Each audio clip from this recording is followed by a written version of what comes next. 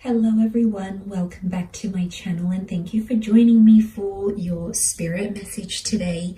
This is going to be a message targeted to anyone watching that needs some advice and guidance. And of course it's going to be a collective message, so if you've clicked on this, regardless of your sign, this reading is going to be for you. So collective spirit message from the universe. So I just want you to sort of sit with your thoughts. What's going on in your life at the moment? What have you been thinking about, dwelling on, focusing on? And we're going to see what the universe has in store for you. Maybe there could be some answers or some guidance into what you're looking into here. So just want to thank you again for joining. And if you were after a private reading, to please feel free to email me directly. Otherwise, let's have a look at your guided spirit message. What is it that universe wants you to know?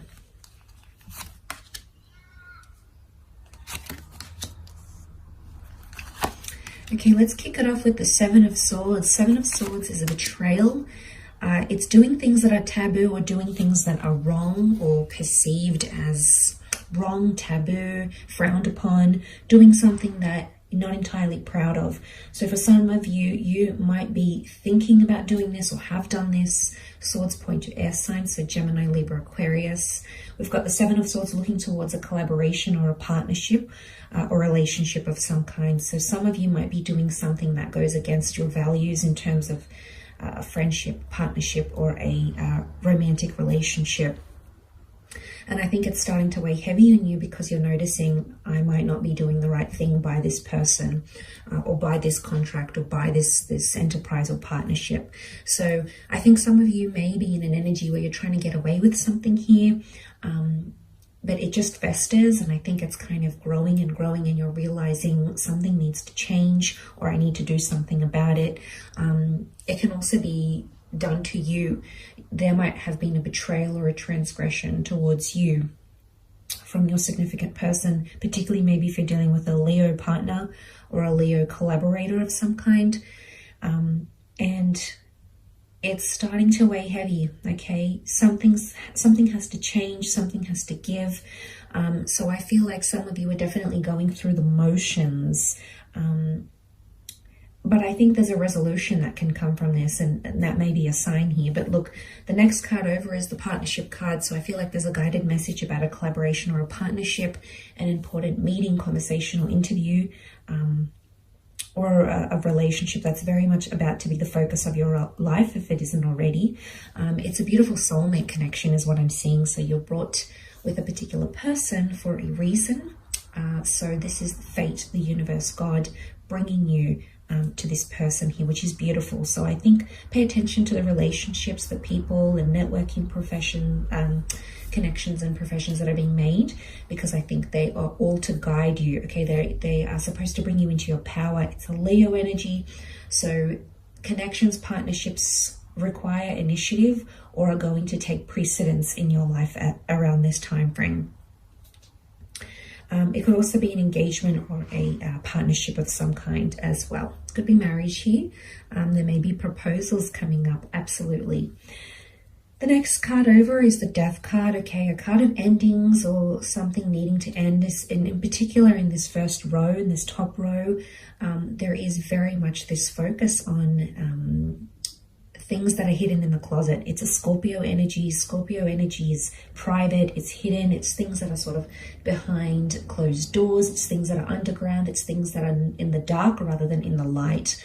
So definitely something about some secrets, things in the closet, coming out of the closet. There's something that you've maybe been suppressing, even if it is on a subconscious level. So you might not even be aware of it, but the universe is trying to bring this to your conscience side, okay?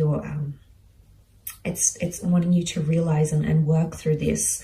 But look, it can be an old way of life dying. It can be major changes for a lot of you, or transforming your image, your persona, who you are in the world, how you present yourself. It can be terminating a contract, a relationship, and a lifestyle of sorts. But with that death, it's a transition period. So some of you might feel like you're a little bit in limbo, but you will come out of this. It will pass.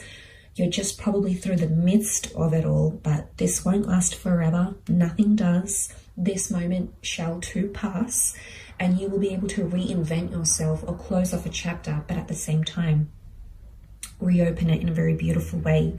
This notion of, you know, these powers of like death and you know, this ace here, it's really telling me that you have to trust whatever is coming to an end in your life, or whatever you feel like you have to end or walk away from. It might not be permanent, might not be forever, but it might just be the best thing you ever did.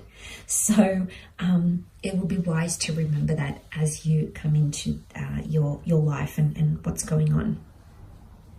Next card, Ace of Pentacles, Hand of God, offering you a physical asset or a physical change of circumstances, more wealth or an opportunity to create money, a new living situation, having a physical asset in your hands, perhaps a car, something of value, however, and something that could prove lucrative or make you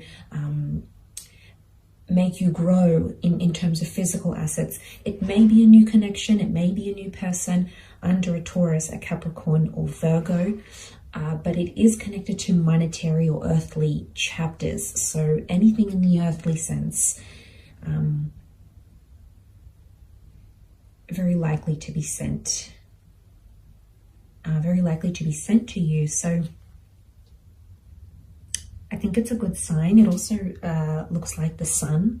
So following that black flag of death, we've got the beautiful golden pentacle, which looks like a sun. And the sun is all about illumination. The sun injects harmony and happiness, and just, you know, lights our path when we feel like we don't have a clear path or things aren't really making sense. So trust what the universe and God are putting in front of you, because it's all for a reason.